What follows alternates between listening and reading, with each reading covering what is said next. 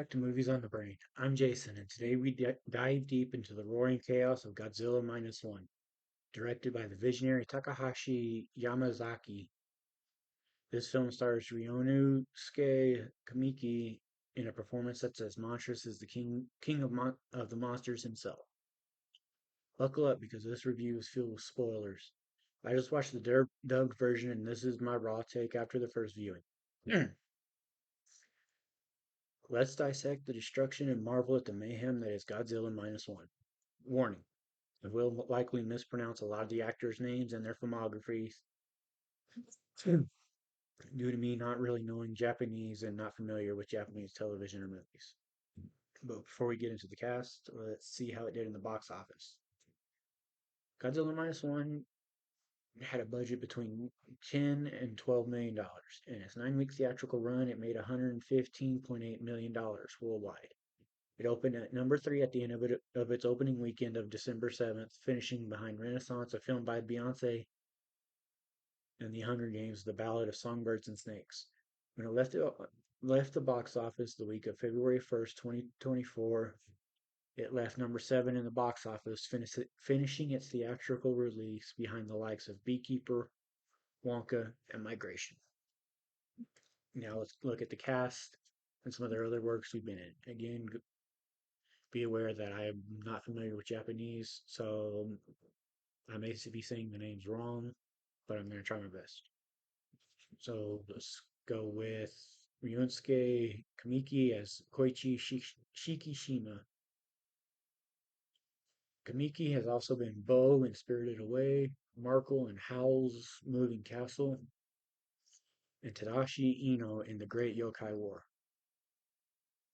Minami Hamabe as Noriko Oisho. Hamabe has also been Sarah in Golden Kingdom and Water Kingdom, Emma in The Promised Neverland, and Akari Yamamoto in Love Me Not. Yuki Yamada as Shiro Mizushima. Yamada has also been the Gokai Blue in the Super Sentai films from 2011 to 2013, Iboshi in One Piece film Red, and Ultraman in Ultraman Rising. Munetaka Aoki as Saku Tachibana. Aoki has also been Riki in The Roundup No Way Out, Yueki Yoshikuni in Samurai Marathon, and Christ in My Back Page. Hidetaki Yoshioka as Kenji Noda. Oka has also been Tsuyo in Final Take, Root in The Professor's Beloved Equation, and Tadashi Shinomi in Fueled, the Man They Call Pirate. Sakura Ando as Sumiko Oda. Ando has also been Shizu in Ain't No Tomorrows, Rei in Our Homeland, and Ichiko Saito in The 100 Yen Love, sorry. Kuranosuke Sasaki as Yoji Akitsu. Sasaki has also been Takahara in The Memory Eraser, Maeda Toshii in Flower and Sword, and Masaratsu Naito in Samurai Hustle. Sei Nagatani as Akiko. Godzilla Minus One has been her only role so far. Miyu Tanaka as Tatsuyo Hoda.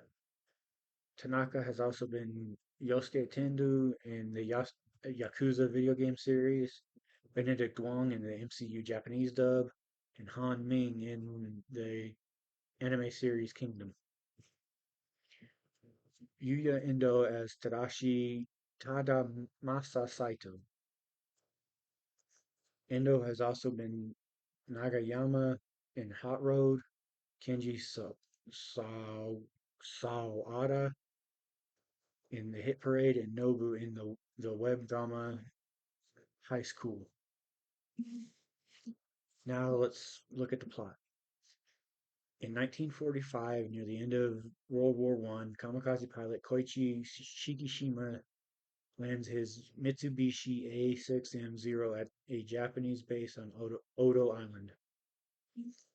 Lead mechanic Sosaku Tachibana deduces that Shikishima had fled from his duties by feigning technical issues. That night, Godzilla, a large dinosaur-like creature, attacks the garrison. Shikishima attempts to shoot the monster from his plane, but freezes up and is knocked unconscious. The next day, Tachibana and Shikishima were the only survivors, with the former enraged at the latter for failing to act. Shikishima returns home to find his parents were killed in the bombings of Tokyo. Plagued by survivor's guilt, he begins supporting a woman, Noriko Oishi, whose parents also died in the bombing, and an orphan baby, Akiko, whom Noriko rescued and finds employment aboard a minesweeper tasked with disposing of naval mines from World War II. Meanwhile, Godzilla is mutated and empowered by the United States nuclear tests at Bikini Atoll. It sinks USS Redfish and destroys several other ships en route to Japan. Owing to tensions with the Soviet Union, the U.S. offers no help to save for a few decommissioned Imperial Japanese Navy vessels approved by General Douglas MacArthur. The Japanese government, concerned about inducing panic, does not notify the public about the danger. In May 1947, Shikishima and his minesweeper crew travel to the Ogasawara Islands and are tasked with stalling Godzilla's approach to Japan for long enough for the heavy cruiser Takao, Takao to catch up on its return to Japan from Singapore. Godzilla attacks him and gives chase, but is wounded when a mine is released by the Shinisaimaru is detonated inside its mouth, inflicting serious facial damage. Godzilla regenerates its injury and prepares to destroy the minesweeper, only for Takao to arrive and engage it in battle.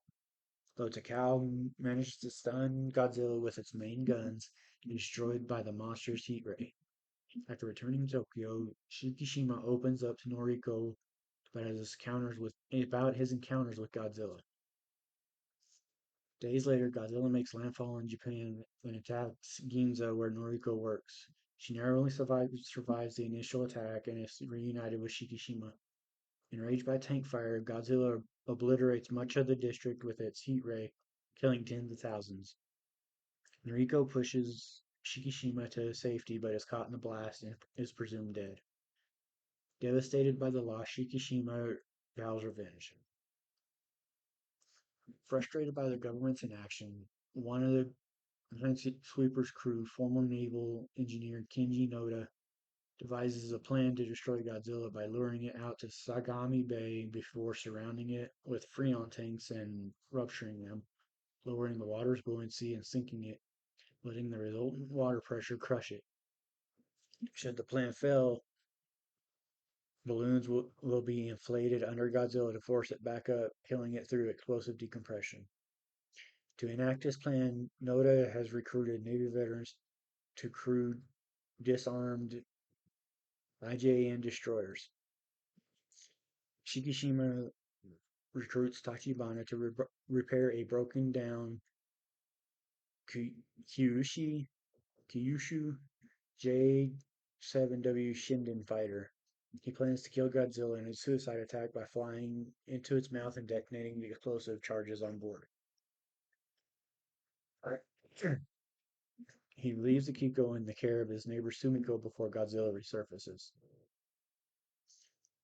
As Shikishima lures Godzilla to the trap set by two destroyers, Sumiko receives a telegram intended for Shikishima. Godzilla survives the initial plunge and then breaks free before being forced back up, sustaining serious injuries from the resultant decompression-induced barotrauma. With the help of a fleet of tugboats, the ships haul Godzilla to the surface. An enraged Godzilla prepares to destroy all the vessels with its heat ray, but Shikishima crashes the plane into Godzilla's mouth and destroys its head, causing the energy from the heat ray to tear the body apart. The crew celebrates as Shikishima ejects before the explosion and parachutes to safety, having remembered that Tachibana showed him an ejection seat installed in the Shinden, imploring him to let go of his guilt to continue living. Upon returning home, Sumiko gives Shikishima the telegram, which leads him to a hospital where he reunites with Noriko, who survived the destruction but has a black bruise creeping up her neck. Meanwhile, a chunk of Godzilla's flesh begins to regenerate as it into the ocean. Now, here's my thoughts. It was a wild ride for a movie, well done by everyone in from the cast to the crew to even the director. And the Academy Award it won for Best Visual Effects was definitely warranted. It definitely deserved it because the visual effects were absolutely gorgeous all throughout the movie, from Godzilla's heat ray to just Godzilla alone, the regeneration of Godzilla, the spikes on Godzilla coming up whenever he would prepare his heat ray. And then, honestly, the chemistry between the cast was a lot of fun to watch, especially between Kamiki and Ando. I can't recommend this movie enough, especially if you're a fan of Godzilla. Now, let's see what kind of fun facts and trivia there is to find about this movie. Instead of creating a new roar, the crew simply played the original Godzilla roar over loudspeakers and recorded the audio. Gareth Edwards, the director of the 2014 Godzilla movie, attended a screening of the film and described a feeling of jealousy while watching it, stating, "This is what a Godzilla movie should be." The -1 refers to the fact that Japanese had already been devastated by World War II, brought down to zero, but with the emergence of Godzilla, it puts Japan into the negative. This is reflect this is reflected in the film's original Japanese tagline, which translates to "post-war Japan from zero to minus." The lead character's name Koichi was a nod to Koichi Kawakita, the special effects director of the late 80s through 90s Godzilla films. The name of the protagonist, Shikishima, coincides with the name of the squadron that conducted the first successful kamikaze attack, the Shikishima Squadron, led by Lieutenant Yukio Seki, hit and sank USS St. Lo in 1944. According to director Yamazaki, his Godzilla includes uniquely Japanese aspects, mentioning there is a cool concept in Japan called tatarigami, spirits that bring calamity. There are good gods and there are bad gods. Godzilla is half monster, but is also half god. Debuting with 100% on Rotten Tomatoes, reviews from Americans were overall positive, although some criticized and complained about the lack of Godzilla screen time.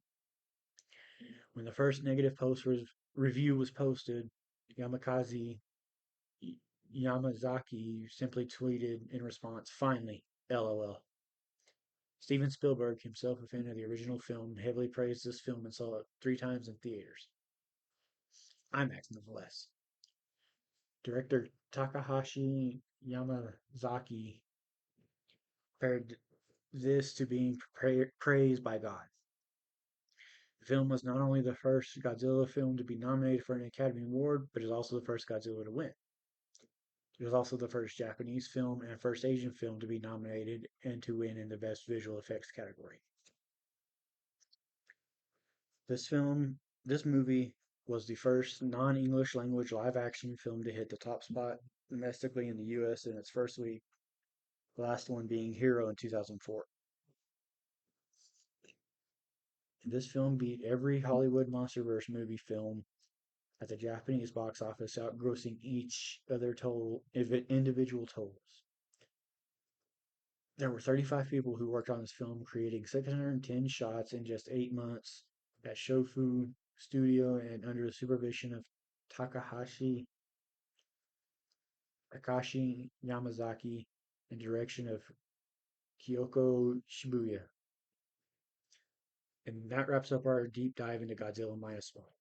Thanks for joining me in a spoiler-filled journey through Ta- Takashi Yamazaki's latest epic. If you enjoyed the review, don't forget to smash that like button and subscribe to Movies on the Brain for more in-depth reviews and movie discussions. Leave a comment below with your thoughts on the film. Did it live up to the legacy of Godzilla for you? Until next time, this is Jason signing off. Keep those movie brains buzzing.